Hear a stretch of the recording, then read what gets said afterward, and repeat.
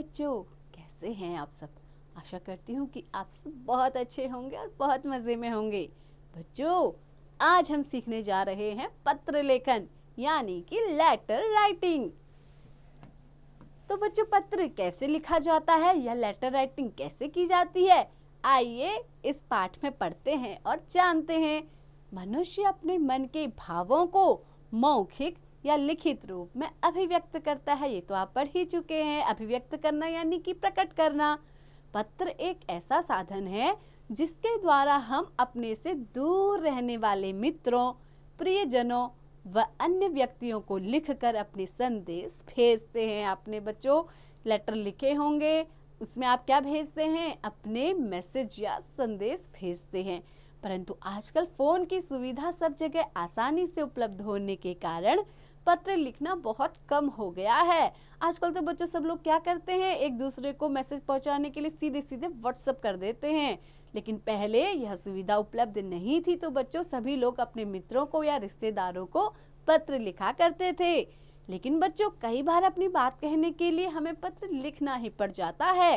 पत्र में कोई भी बात आसान और कम शब्दों में ही करनी चाहिए। तो बच्चों किसी भी अच्छे पत्र की विशेषता होती है कि वो सरल हो और उसमें बहुत कम शब्द लिखे जाएं। तो बच्चों पत्रों के कुछ उदाहरण। तो बच्चों अब हम देखते हैं लेटर या पत्र के कुछ एग्जाम्पल कि एक पत्र कैसे लिखा जाता है। दादी जी को पत्र, अगर आपको अपनी दादी को कोई लेटर या पत्र लिखना हो तो आप कैसे लिखेंगे बच्चों?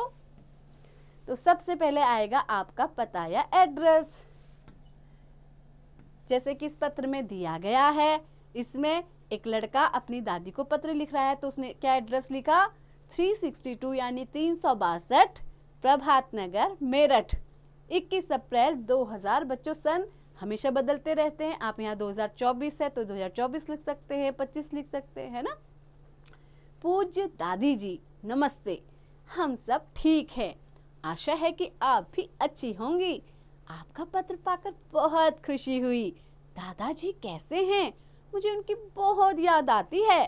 गर्मियों की छुट्टियों में हम सब आपके पास आएंगे।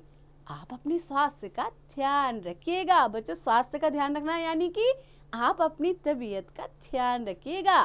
दादाजी को मेरा प्रणाम। आपका प्यारा राम, यानी कि यहाँ पर राम ने अपनी दादी को एक छोटा सा पत्र लिखा।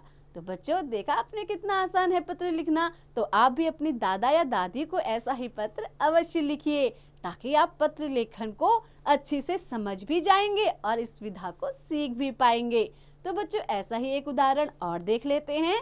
तो दूसरा पत्र है उपहार प्राप्ति पर चाचा जी को धन्यवाद पत्र, यानी कि बच्चों चाचा जी ने आपके लिए कोई उपहार यानी कि गिफ्ट भेजा था और वो आपको मिल गया, तो आप अपने चाचा को धन्यवाद कहना चाहते हैं या थैंक्स कहना चाहते हैं। तो आप कैसे कहेंगे?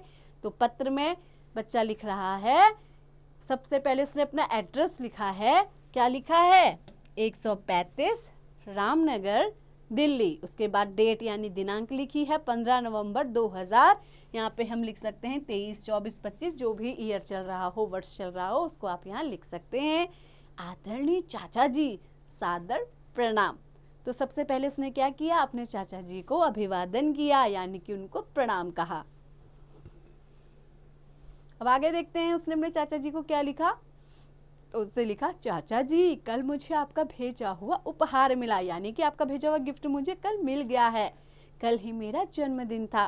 केक काटने से कुछ समय पहले ही मुझे आपके द्वारा भेजा हुआ उपहार का पार्सल मिला। पार्सल खोलने पर मेरी खुशी का ठिकाना न रहा, क्योंकि उसमें जो फ्रॉक थी ऐसी ही फ्रॉक मैं खरीदना चाहती थी। वह फ्रॉक उपस्थित मेहमानों को बहुत पसंद आई। इस सुंदर उपहार के लिए आपका बहुत बहुत धन्यवाद।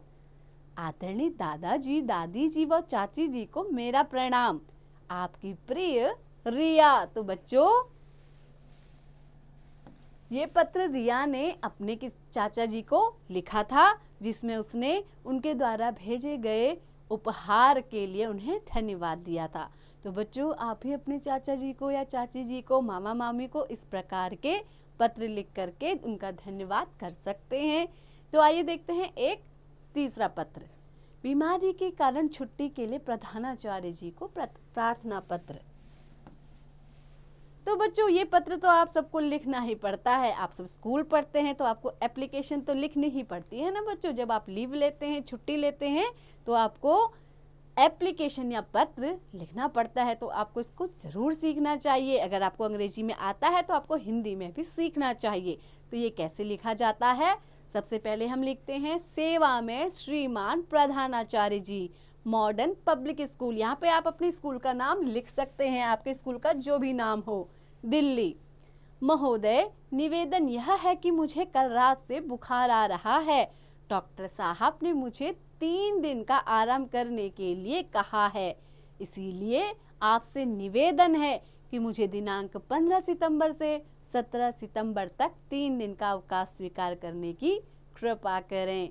धन्यवाद। आपका आज्ञाकारी शिष्य मनोज, कक्षा 2, सेक्शन ब।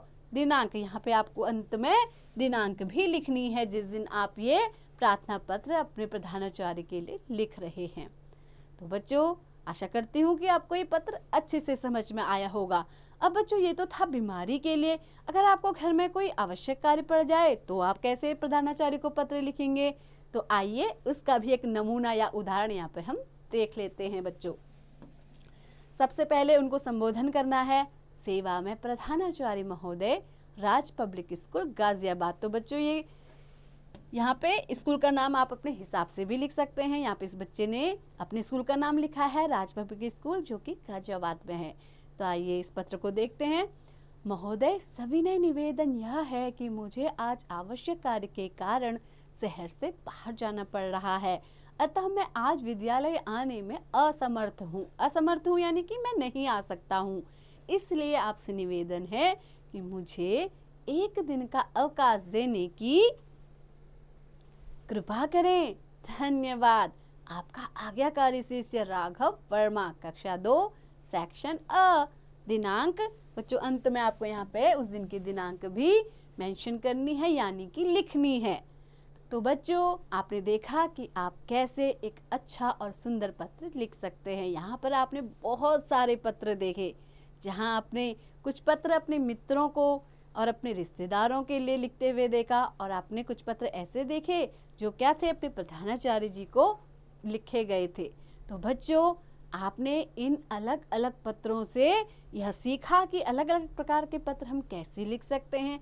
तो आप भी ऐसे ही अलग अलग पत्रों को लिखने का अभ्यास कीजिए।